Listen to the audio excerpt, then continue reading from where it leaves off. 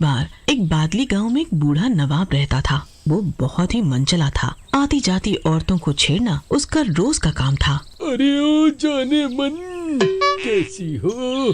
थोड़ा हाल चाल तो बता दो। अरे बूढ़ी, थोड़ी उम्र की तो शर्म कर ले। तेरी बेटी की उम्र की हूँ, मारूंगी तेरे एक जूती। अरे बेटी की उम्र की हो तो गोद में खेल लो।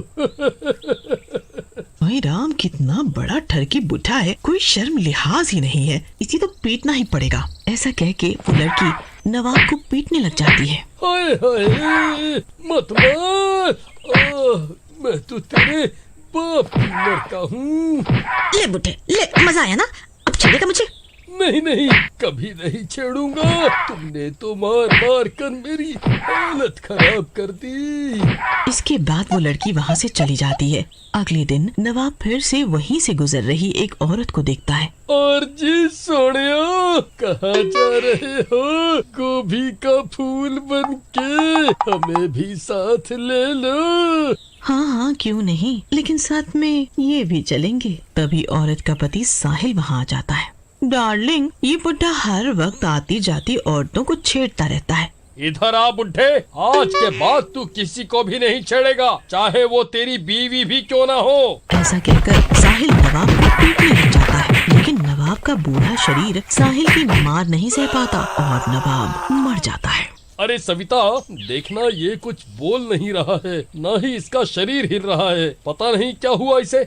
साहिल, लगता है ये मर गया है। चलो, अभी किसी ने हमें यहाँ नहीं देखा है। चलो चलो चलो। लेकिन इसे हम यहाँ इस तरह नहीं छोड़ सकते, नहीं तो पुलिस पकड़ लेगी हमें। इसे अपने घर के पीछे ले जाके दफना देते हैं, किसी को कुछ भी पता नहीं चलेगा। उसके बाद साहिल और सविता नवाब की लाश को ले जाके घर के पीछे दफना देते हैं। कुछ दिनों बाद पता नहीं सविता, उस नवाब का चेहरा मुझे रोज रात को दिखता है। लगता है कि वो मेरे आसपास ही है। तुम तो फालतू में डरते हो जी। अरे कोई मरने के बाद जिंदा हो सकता है, वो मर चुका है और उसकी लाश को तो हमने अपने हाथों से घर के पीछे दफनाया था। तुम फालतू ही डर रहे हो, सो जाओ। उसके बाद दोनों सोने लगते हैं। उसी रात वहाँ नवाब का भूत आता है। उठो साहिल, उठो। कौन कौन है? तुम यहाँ कैसे? तुम मर चुके हो। हाँ, मर तो चुका हूँ मैं, और तूने मारा था मुझे, इसलिए मैं तुझे मारने आया हूँ। देखो नवाब, मैंने तुम्हें मारना नहीं चाहा था, मैं तो सिर्फ तुम्हें सबक सिखाना चाह रहा था। वो सब तो गलती से हो गया, मुझे माफ कर दो। गलती तो इंसान से ही होती है। तूने तो एक गलती कर दी, लेकिन उसकी सजा तो मैं भुगत रहा हूँ। थोड़ी सी सजा तो तेरा भी भुगतना बनता है। ऐसा कहकर नवाब का भूत साहिल के अंदर समा जाता है और देखते ही देखते साहिल के शरीर पर कब्जा कर लेता है। अगले दिन सुबह। अरे सविता, सुनती हो प्रियतम? आज क्या बात है, कुछ ज्यादा ही रोमांटिक हो रहे हो। क्या हुआ? अरे डार्लिंग, जिसके पास तुम्हारे जैसा माल हो वो क्यों ना रोमांटिक हो। छी, ये कैसी बातें कर रहे हो जी। चलो भागो यहाँ से और काम पर जाओ, और आंखें अच्छे से धो लेना, बिल्कुल लाल हो गई हैं। इसके बाद सविता वहाँ से चली जाती है। साहिल तैयार हो ही रहा होता है कि तभी सविता की सहेली रमा वहाँ आ जाती है। उसे देखते ही, अरे साहिल, सविता नहीं है क्या घर पर? अरे रमा डार्लिंग, आज तो कातिल लग रही हो। किसका कत्ल करने जा रही हो? सविता नहीं है तो साहिल से ही काम चला लो आज। अरे साहिल, ये क्या बोल रहे हो तुम? तुम्हें कोई शर्म लिहाज है या नहीं? हाँ, मैं तुम्हारी बीवी की बहन जैसी हूँ। तभी तो बोला रमा डार्लिंग, वैसे भी तो साली आधी घर वाली होती है। चुप करो, तुम्हारा दिमाग खराब हो गया है। शाम को तुम्हारी बीवी ही तुम्हारा दिमाग ठीक करेगी।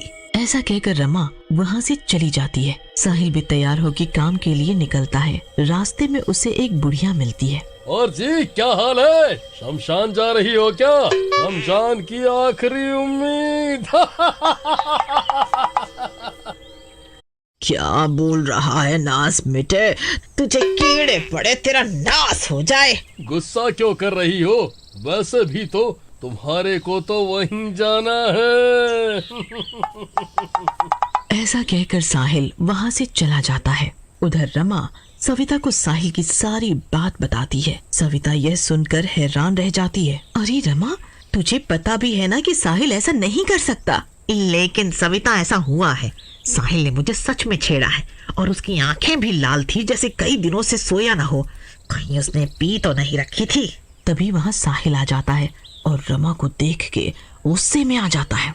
रमा, तू यहाँ क्या कर रही है? मेरी चुगली करती है? ऐसा कहकर वो रमा को जोर से धक्का देता है। रमा गिर जाती है। अरे रे रे रे, मर गई रे, मेरी तो कमर ही टूट गई। मार डाला कमबख्त ने। बचाओ बचाओ बचाओ बचाओ मुझे। रमा की चीखें सुनकर वहां गांव के बाकी लोग भी जमा हो जाते हैं और साहिल को पीटने लगते हैं। साहिल पिटते पिटते बेहोश हो जाता है।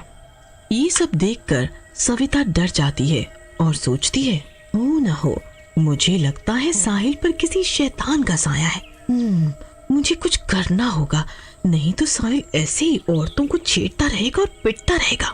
उसके बाद सविता एक तांत्रिक के पास पहुंचती है और तांत्रिक को साहिल के बारे में सारी बात बताती है। तुम्हारी बातों से तो लगता है तुम्हारे पति पर कोई शैतानी आत्मा का साया है, लेकिन मुझे अभी भी क्यों लग रहा है कि तुम मुझसे कुछ छुपा रही हो। अब हाँ बाबा, मैंने एक बात तुमसे छुपाई है कि मेरे पति के हाथों एक छिछोरे बुढ़े की मौत हो गई थी और उसकी लाश को हमने घर के पीछे दफनाया हुआ है। पुत्री, वही तो तुमने गलती कर दी। तुम्हें उस लाश को अपने घर नहीं दफनाना चाहिए था और उसका अंतिम संस्कार कर देना चाहिए था। हो न हो ये उसी बुढ़े की आत्मा है जो तुम्हारे पति को परेशान कर रही है और बदला ले रही है। तो क्या बाबा, कुछ नहीं हो सकता? ऐसे तो मेरे पति मनचले बनते जा रहे हैं और लोग उनकी पिटाई करते रहते हैं। हो क्यों नहीं सकता पुत्री?